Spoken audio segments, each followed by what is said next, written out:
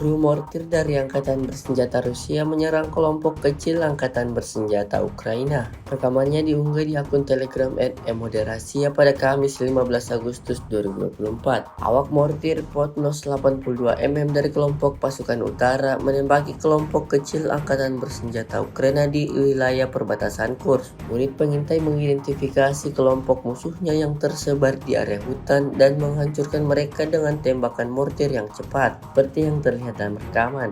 Berkat mobilitas mortir, kru dapat dengan cepat mengubah posisi menembak dan tetap tidak terdeteksi. Kecerdikan tentara Rusia terlihat di arah ini. Video ini kemudian viral dan mulai beragam respon dari warganet.